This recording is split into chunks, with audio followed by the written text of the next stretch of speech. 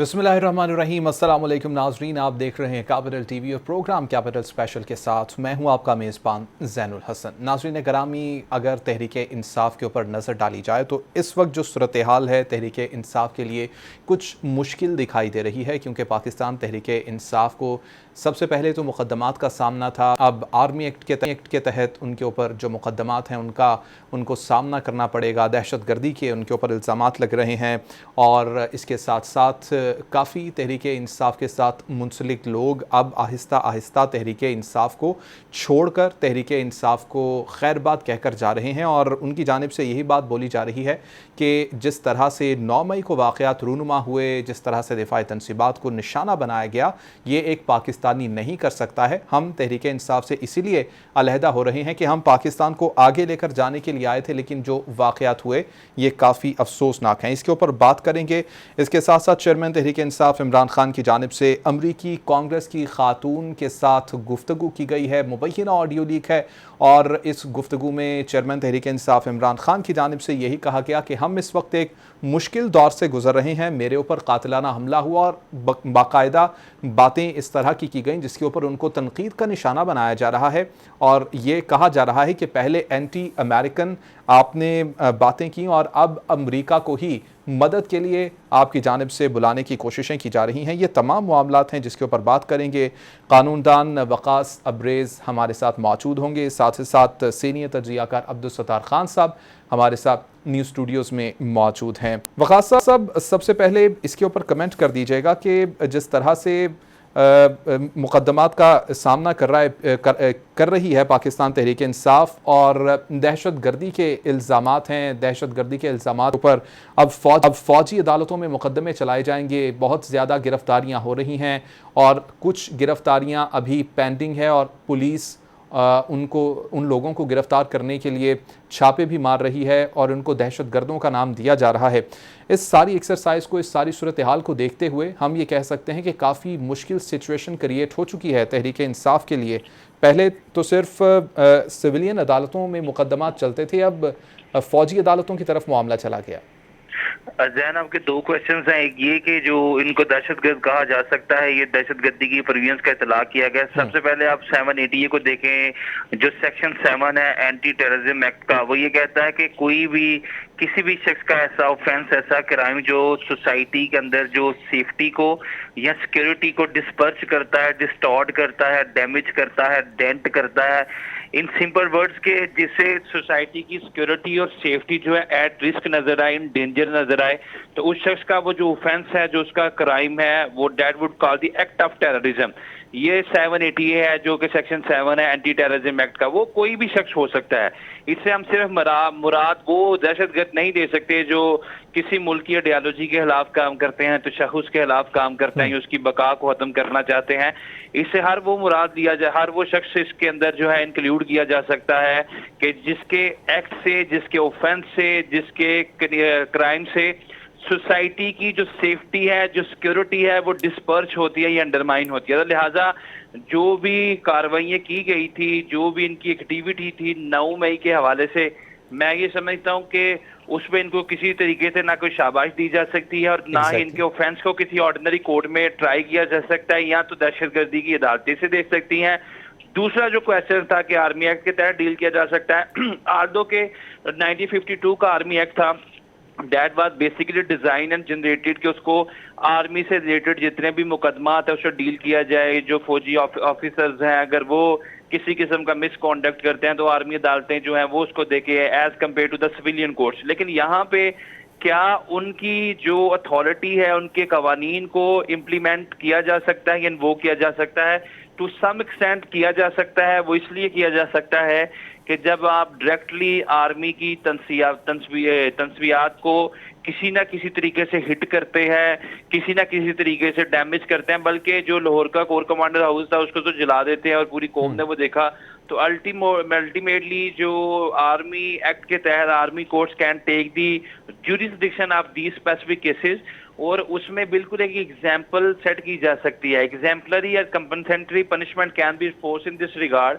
चूंकि एक ये एक अलग बहस है कि क्या हालात का जो इस वक्त सियासी दर्जा हरारत है, जो टेम्परेचर इन्हांस हो चुका है, उसमें नेगोशिएशन करें, कंसिलेशन करें, आर्बिट्रेशन करें, थर्ड पार्टी इंटरवेंशन करें, मामलात को एमिकेबली सुलझाने की कोशिश करें, क्योंकि वो भी पाकिस्तान के शहरी थे। अगर उनको उकसाया गया, इंसाइट किया गया, इंसिगेट किया गया, लेकिन इसके साथ साथ जैन भाई एक एलिमेंट को हमें बिल्कुल इग्नोर नहीं करना चाहिए कि क्या आइंदा आने वाले वक्त में किसी भी सियासतदान की गिरफ्तारी होती है, वो लीगल थी या इलीगल थी, that is a separate and distinct issue.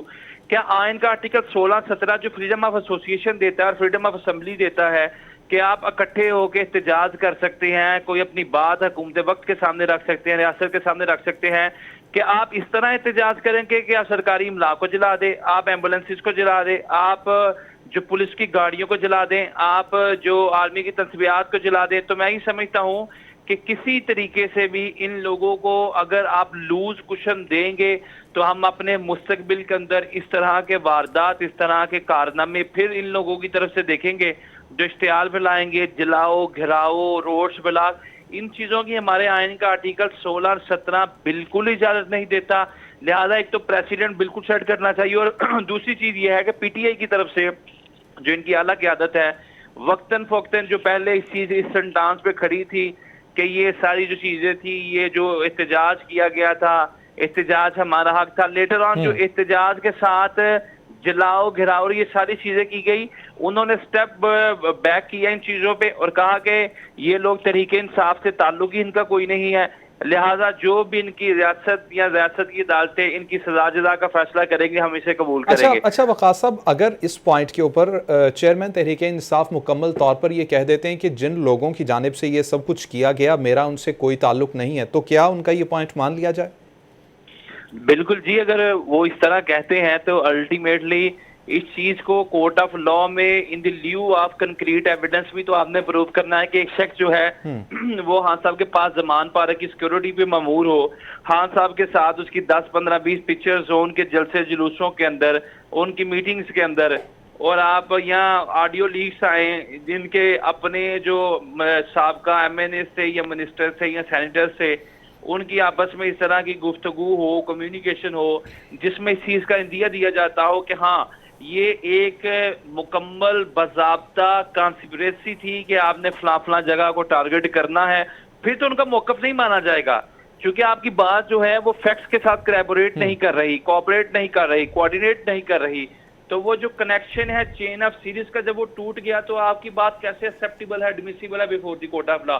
लेकिन अगर वो ये कहते हैं कि मैं कंडेम करता हूँ, ये तमाम लोग जिन्होंने ये किया इससे हमारी जमात का कोई ताल्लुक नहीं है, वो हमारी जमात के करिंदे नहीं है, और कल कलाम वो वाकई ही पीटीआई के वर्कर निकल आते हैं, तो वर्कर जो ये जानते थे कि इमरान खान साहब मुश्किल वक्त में हमें अकेला छोड़ गए, तो मेरे ख्याल में ये सारी चीजें इनकी पॉपुलैरिटी पे भी डेंट करेंगी। exactly. ये अपने वर्कर्स को छोड़ जाते हैं, when they are in lurch, when they are facing music, when they are facing their cases, तो लीडर जो है वो बाप की तरह है, तो बाप तो हर सूरत हाल में फिर साथ खड़े रहता है, वो गलतियों को ताही पे पर्दा डालने की भी कोशिश करता है। तो मेरे ख्याल में दोनों सूरतों में खान साहब बुरी तरह फंस चुके हैं। अगर वो एक कदम पीछे नहीं लेते, इसको कंडेम नहीं करते, तो इंटरनेशनली भी जो खान साहब की पिक्चर पोर्ट्रेट की जाएगी कि इनकी जमात जो है वो दहशतगर्दाना जो कार्रवाइयों में मुलविस है, वो रूल ऑफ लॉ को डिस्टॉर्ट कर रही है, वो पाकिस्तान की इमला को जलाओ, घिराओ, और खान साहब ही उनकी रेड लाइन है, बल्कि रियासत उनकी रेड लाइन नहीं है। मैं ये समझता हूँ कि हर शख्स की जो रेड लाइन है वो रियासत है, रियासत के साथ उसकी सोशल कॉन्ट्रैक्ट थ्योरी है, और जितनी लॉ एनफोर्समेंट एजेंसीज हैं उनके हुक्म की इताअत करना, पासदारी करना, उसकी ओबीडियंस सीख करना, this is a primary liability and responsibility every citizen of Pakistan. बिल्कुल ठीक। इसके ऊपर सत्तार खान साहब से भी पॉइंट लेंगे, लेकिन एक ब्रेक के बाद नाज़रीन, क्विक ब्रेक के बाद वापस आएंगे तो कंटिन्यू करेंगे।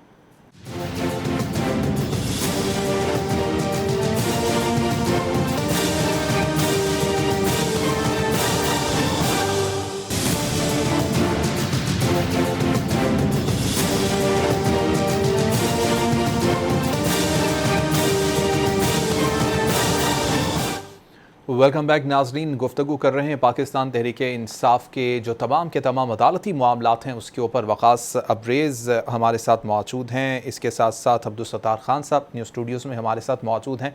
वक़ास साहब पॉइंट हमने ले लिया। सत्तार खान साहब आपकी जानिब अब मैं आना चाहूँगा। तमाम की तमाम जो सिचुएशन क्रिएट हो चुकी, वक़ास अब्रेज़ की जानिब से भी यही गुफ्तगू की गई। उन्होंने भी ये कहा कि बड़ी एक इस तरह की सिचुएशन है कि अगर एक कदम खान साहब आगे बढ़ाते हैं तब भी उनके लिए ख़तरा है, एक कदम पीछे जाएंगे तब भी उनके लिए ख़तरा है, उनकी पॉपुलैरिटी बड़ी मुतासर होगी दोनों सूरतों में। आपका सवाल था कि वो जो 9 मई को जिन लोगों ने किया, अगर इमरान खान मजम्मत करता है, इमरान खान कहता है हमारे बंदे ही नहीं हैं, तो इमरान खान को ज़हन में बात रखनी चाहिए जो वकास ने भी की है कि आपका जो वर्कर है जो आपके लिए निकला है, आगे उससे क्या गलती हुई है, क्या जोश और जज्बात में उसे पता ही नहीं चला कि वो किस चीज़ को आग लगा रहा है, कहाँ तोड़ फोड़ कर रहा है, वो आपकी मोहब्बत में निकला हुआ। अगर आप उसको कर देते हैं तो ये तो बात वाज़ेह है कि उस पर क्या बीतेगी कि यार मैं इसके लिए निकला था, ये अंदर हो गया था, इसने शोर मचाया था कि मैं इंकलाब ला रहा हूँ, ये मेरे रास्ते की रुकावटें हैं, मैं तनहा अपने साथियों के साथ निकला हूँ, जाके जो कुछ मुझसे हुआ मैं कर गया, और ये कह रहा है कि जी मैं मजम्मत करता हूँ, ये तो मेरे बंदे ही नहीं है। अब वर्करों के साथ पूरी दुनिया में सियासी जो वर्कर होता है ना, जो लीडर होता है ना, वो कहता है कि जी अगर मेरा कोई एसेट है ना, एसेट असासा जात, वो मेरे सियासी वर्कर होते हैं जिसने उसको जिंदा रखा होता है। एग्जैक्टली। अगर इमरान खान अपने सियासी वर्करों को डिसोन कर देता है तो फिर इमरान खान कहाँ जाएगा? कल को क्या कहेगा कि जी निकले आप सड़क पे आए, क्या किस तरह कहेगा वो बात? आपने जो काम किया, वो जो वकास कह रहे थे कि वो टीवी पे चल रहा है, मैसेज चल रहे हैं, चीज़ें सामने आ रही हैं, आप खुद ही कहते हो कि आप कोई चीज़ छुप नहीं सकती। इमरान खान खुद कहते हैं सोशल मीडिया सारी चीज़ें बाहर ले आता है, तो सोशल मीडिया ही बाहर चीज़ें लेके आया, आप ही के बंदे चीज़ें बाहर लेके आए हैं कि देखें जी हम घुस रहे हैं, हम यहाँ चले गए हैं, अब हम ये कर रहे हैं। खाना तक उठा लिया उस बेचारे का, बेचारा ही कहना चाहिए ना कोर कमांडर को, उसका खाना तक उठा के लेके जा रहे हैं, उसकी पेप्सी कोक उठा के लेके जा रहे हैं। देखें ना, अब ये सारा कुछ हो रहा है। अब बाद में आप आगे कहोगे जी हमारे बंदे नहीं थे। अब ये एक अजीब सी बात है, बिल्कुल अजीब सी बात हो जाएगी कि आपको पता है कि उस एक चीज़ की वजह से सुप्रीम कोर्ट हरकत में आ जाती है। चीफ जस्टिस साहब तलब कर लेते हैं कि लाओ जी इमरान खान को ले आओ। इमरान खान चीफ जस्टिस के सामने पेश होते हैं सुप्रीम कोर्ट में। चीफ जस्टिस कहते हैं आपको देख के खुशी हुई। वो ये किस लिए हुआ? ये उन लोगों की वजह से हुआ जिन्होंने 9 मई को किया था। ये सारा कुछ अगर वो ना निकलते, मिसाल के तौर पे आपकी बात पे ना निकलते, वो चुप करके घरों में बैठे रहते, ये होना था। इमरान खान साहब वाकई वो 24 घंटे भी, वो जो नून लीग वाले कहते हैं कि 24 घंटे नहीं गुजार सकता अंदर, इमरान खान का वाकई कोई मसला है, कोई इसके पीछे कोई बहुत बड़ी कहानी है, फ़लसफ़ा है, जिसको मैं वकास जानता होगा, मैं नहीं जानता। इसके पीछे कोई कहानी है, फ़लसफ़ा है कि वो अंदर क्यों नहीं जाना चाहते। इसके पीछे स्टोरी होगी कि वो बहुत अवॉइड करते हैं, मैं किसी तरीके से 1 घंटे के लिए अंदर ना जाऊँ। अब जो सियासी लीडर होता है उसने बहुत सारी चीज़ें देखनी होती, सिर्फ वर्कर नहीं देख रहा होता। वर्करों ने आगे भी किया, सियासी वर्करों ने क्या किया? पीटीआई के इस्लामाबाद में जब मार्च हो रहा था तो वो डी चौक पहुँच गए थे, वो मारें खा रहे थे, वो आंसू गैस के शेल खा रहे थे, वो लाठी चार्ज का सामना कर रहे थे। इमरान खान साहब कोई 4 किलोमीटर पीछे ही ना उसी चौक से वापस हो गए। अब उधर वापस हुए तो क्या कहा?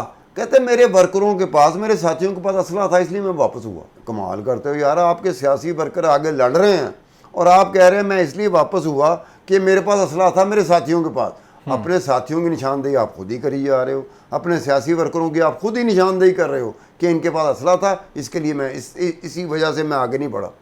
अब आप सियासी वर्कर को डिसोन करना, इमरान खान साहब छोड़ दो। ये सियासी वर्कर है जिसने तुम्हें ज़िंदा रखा हुआ है, ये सियासी वर्कर है जिसकी वजह से पीटीआई में कोई जान है। अब ये सियासी वर्कर की मैं बात कर, जब ये चौधरी सरवर थे, गवर्नर पंजाब थे, वो नून लीग के भी दौर में गवर्नर पंजाब थे और पीटीआई के दौर में, इमरान खान के दौर में भी वो गवर्नर पंजाब थे। उनका पीटीआई से क्या ताल्लुक? चौधरी सरवर का वो जो उमर सरफराज चीमा साहब आए बाद में, वो पीटीआई का पुराना कारकुन है, पुराना वर्कर है, पुराना साथी है। जब टांगे की पार्टी कहा जाता था इमरान खान की पार्टी को, वो उस वक्त का उमर सरफराज चीमा उस वक्त का साथी था। आपको पहले वक्त में अपना साथी याद आया? आपने उस वक्त क्यों नहीं, जब चौधरी सरवर को बनाया था उस वक्त क्यों नहीं उमर चीमा को बनाया आपने गवर्नर पंजाब? आपकी आदत ही यही है कि जो ही कड़ा वक्त आता है, जो ही मुश्किल आती है, सियासी वर्करों की भेंट चढ़ा दो, उनकी कुर्बानी दे दो। वो ये पूरी दुनिया में कहीं नहीं होता। पीपल्स पार्टी जिंदा क्यों रही इतना अरसा? अगर बेनज़ीर भुट्टो का मर्डर 2007 में ना होता तो आज पीपल्स पार्टी डिफरेंट शक्ल में आपके सामने खड़ी होती। वो क्यों जिंदा रही? भुट्टो कुर्बानी देते थे और वर्कर कुर्बानी देता था। ये जो फ़ौजी अदालतों की बात करते हैं, तो पीपल्स पार्टी के ख़िलाफ़ फ़ौजी अदालतें बनी थी, ज़ियाउल हक ने बनाई थी मार्शल लॉ दौर में। उन अदालतों में क्या होता था? ये सियासी वर्करों ने किया क्या होता था? ये जिंदाबाद के नारे लगाते थे ना, भुट्टो जिए, भुट्टो जिए, भुट्टो जिए, यही कहते थे ना। इनकी बुनियाद पे इनको सजाएं होती थी, कोड़े लगते थे इनको, शाही कले में इनको भेजा जाता था पीपल्स पार्टी वाले को। फौजी अदालतें सजाएं दे रही थी ना, जो समरी मिलिट्री कोर्ट्स बनी थी वही सजाएं दे रही थी। इन्होंने कोई तनसीबात पे तो हमला किया था पीपल पार्टी वालों ने, कोई कोर कमांडर का घर जिन्होंने जलाया था, कोई वो भी सियासी वर्कर है, उसने निकलना बाहर। आपने उसके वज़ीर आज़म को, उनके चेयरमैन को फांसी पे चढ़ा दिया। अब वो प्रोटेस्ट के लिए सड़क पे भी ना आए, वो तो आते थे। और फिर समरी मिलिट्री कोर्ट्स के ऊपर एमनेस्टी इंटरनेशनल की रिपोर्ट्स हैं, वो जाके पढ़ें तो सही आप, कि समरी मिलिट्री कोर्ट्स में ट्रायल किस तरह होता था। वो तो डिफेंस को तो बोलने नहीं देते थे, वो प्रोसिक्यूटर आता था, ठक करके 2-4 बातें, चार्जशीट फ्रेम करता था, सजा होती थी, इतने कोड़े, इतने साल सजा। ये तो अभी पीटीआई ने देखा ही नहीं कुछ कि भाई किसको कहते हैं, जुल्म किसको कहते हैं। ये तो माजी ऐसे लगता है जैसे माजी इनका पहले दिन उसको शुरू हुआ था जिस दिन ये हुकूमत से निकाले गए थे, उस दिन का वो शुरू हो गया कि भाई आज से एक नई दुनिया आबाद हो गई है और एक नई तारीख लिखी जाएगी जो मैं लिखूँगा।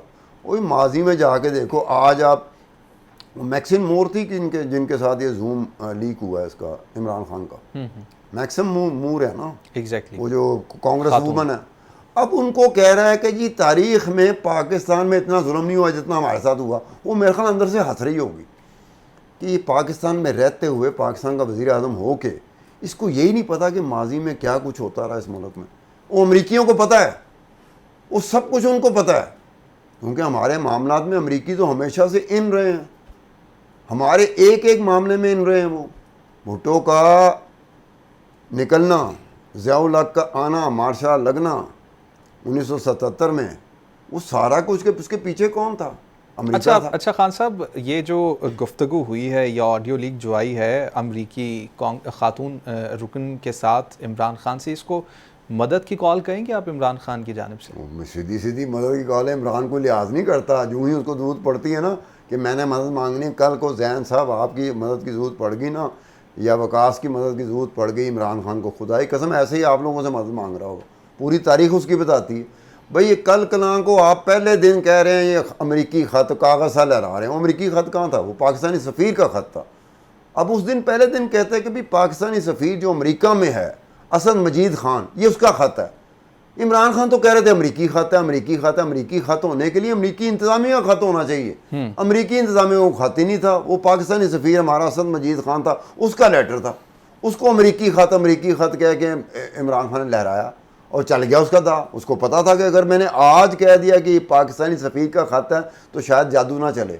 अमरीकी ख़त कहूँगा। अमरीकी आप एंटी अमेरिकन सेंटीमेंट हम लोग रखते हैं, मैं खुद ज़ाती तौर पे रखता हूँ एंटी अमेरिकन सेंटीमेंट्स। आप किसी से पूछ लें जाके, घरों की लड़ाइयों तक में तो अमेरिका को हम ले आते हैं। हमारे यहाँ मिसकॉन्सेप्शन इस तरह से है, हर काम में पानी नहीं आ रहा, अरे पीछे अमेरिका होएगा, ये ऊपर से ये नहीं हवा नहीं चल रही, अरे पीछे अमेरिका होएगा। तो ये जब जिस मुल्क में ये सूरत हाल है, एंटी अमेरिकन सेंटीमेंट्स, वो एंटी अमेरिकन जो ट्रेडिशनल पाकिस्तान में एंटी अमेरिकन रहे हैं वो इस तरह के नहीं थे। वो अमेरिका से एक लम्हे के लिए बात करने को तैयार नहीं थे। ये तो हर दूसरे मिनट के लिए कहता है मेरी गल कराओ किसी के साथ, मेरी बात तो सुनो ना, मैं आपसे बात करना चाहता हूँ, मैं जनाब ये करना चाहता हूँ। अच्छा खान साहब, अब फिर वे आउट क्या पीटीआई के लिए? वे आउट तो कुछ भी निकलता नजर नहीं आ रहा। जिस कैफियत में देखें, ये पहली मरतबा हुआ पाकिस्तान में सियासी तौर पर सपोर्टर को इस कैफियत में मैंने पहले कभी नहीं देखा। पीपल्स पार्टी को देखा, जमात इस्लामी को देखा, खाकसार तहरीक को देखा, जो कौमी इत्तेहाद बना था, पाकिस्तान कौमी इत्तेहाद, PNA 1977 में पाकिस्तान की मुल्क की तारीख़ में, अब ये भी इमरान को बताना पड़ेगा, उसको वो भी नहीं पता होगा, मुल्क की तारीख़ में अगर कोई तहरीक चली थी जिसने जुल्फ़िकार अली भुट्टो जैसे पॉपुलर लीडर को, जो हुक्मरान था, गलियों सड़कों में निकल के लोगों ने गोलियां खाई थी और हुकूमत ख़त्म हो गई थी, वो अलग बात है, मार्शल लग गया था। ओ भाई मेरे, वो तहरीकें चली, उनकी मैंने सारे, हम लोग 83 84 में मैं जर्नलिज्म में आया हूँ, हम देख रहे हैं कि दुनिया के साथ पाकिस्तान में रहते हुए हुकूमत अपोजिशन के साथ क्या करती है। ये पहली दफ़ा हमें बता रहा है कि जनाब जो जुल्म हमारे साथ हुआ वो किसी के साथ नहीं हुआ। मुझे समझ नहीं आती जुल्म कहते किसको हैं। ये मैंने अभी बताया कि फ़ौजी अदालतें कायम हुई थी, ज़ियाउल हक के मार्शला ने कायम की थी, वो सिर्फ और सिर्फ पीपल्स पार्टी और MRD के लिए कायम हुई थी, और वहाँ पे फैसले होते थे घंटों में। ये वकास भी बात सुन रहा होगा कि यहाँ पर काफ़ी टाइम लग जाता है कि सिविल अदालत में कोई केस चला जाए ना, तो वो हेयरिंग होती है, प्रोसिक्यूटर को भी सुना जाता है, डिफेंस काउंसिल को भी सुना जाता है, आर्गूमेंट्स आते हैं, शवाहिद आते हैं, प्रूफ आते हैं, एविडेंस आते हैं। उस समरी मिलिट्री कोर्ट में तो इस तरह की कोई चीज़ नहीं थी। वो चार्जशीट फ्रेम करते थे, उसके बाद सजा सुनाते थे। एमनेस्टी इंटरनेशनल की रिपोर्ट पढ़ी है, इंटरनेशनल इदारों की रिपोर्टें पढ़ी हुई हैं उस पर, उसको जाके आप स्टडी कर लो, पढ़ लो कि इस मुल्क में क्या कुछ होता रहा। ये आके पैसे बयान करें और अमेरिकी कांग्रेस वूमन के वो अंदर से हंस रही होगी, खुदा की कसम। उसने कहा ये पाकिस्तान में रहते हुए इस बेचारे को पता ही कुछ नहीं है। ये मुझे कह रहा है कि मैं, ये होता है कोई पेखे बाल से बेचारा है ना, कोई सादा सीधा सादा बंदा, पेखे बाल से देहाती बंदा हो, जिसने कभी कोई चीज़ सुनी ना हो, जिसने कभी कोई चीज़ देखी ना हो, उसके सामने आप कह दो कि जो जुल्म हो रहा है मेरे साथ, मेरी पार्टी के साथ, मेरे वर्करों, आज तक नहीं हुआ, तो शायद वो बेचारा मान ले कि उसने देखा ही कुछ नहीं। अब जिन्होंने सब कुछ देखा है, पहले दिन से देखा है। खान साहब, वकास अब्रेज़ खान साहब की जानिब जाना चाहूँगा। वकास साहब, इस सारी एक्सरसाइज को, इस सारी चीज़ को किस तरह से देखते हैं? ये बता दीजिए, किसी कानून के तहत दूसरे किसी भी मुल्क से अपने लिए या अपनी पार्टी के लिए मदद की दरख्वास्त करना कैसा है? कानून इसकी इजाज़त देता है? अच्छा, वकास साहब के साथ राबिता मुनक़ता हुआ है। यही सवाल मैं सत्तार खान साहब आपकी जानिब लेकर आना चाहूँगा। किसी भी तरफ से देखा जाए, कानून इजाज़त देता है इस चीज़ की कि किसी भी मुल्क से उठ के? यार तो ये उन मुल्कों की बात होती है जिन मुल्कों ने अपने पाँव पे खड़ा होना सीखा होता है। हमारा हमसाया मुल्क है ईरान।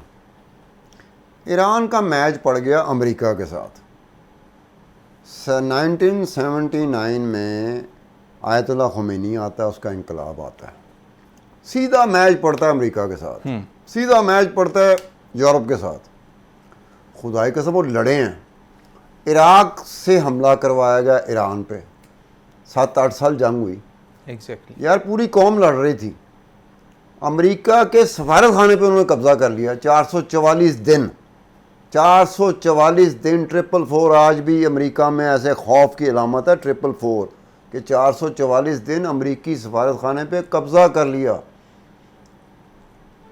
वो लड़े हैं और खुदा की कसम टिका के लड़े हैं। अकलौते होने के बावजूद लड़े हैं। वो बिल्कुल तन्हाई में, आइसोलेशन में चले गए थे, लेकिन वो कौम थी ना, वो खड़ी हो गई।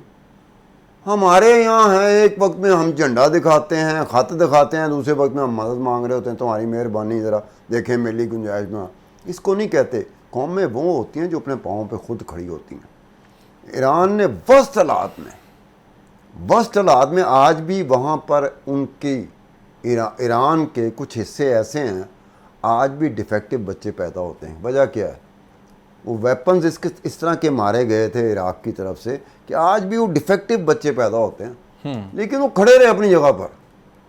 उन्होंने नहीं हिम्मत आ रही, उन्होंने कहा मरते हैं तो मर जाएंगे। इधर ये है कि ज़रा सा झंडी यहाँ से लाल झंडी हुई इस तरह करके, तो हम कभी अमेरिका के पीछे, कभी रूस के पीछे, कभी चीन के पीछे।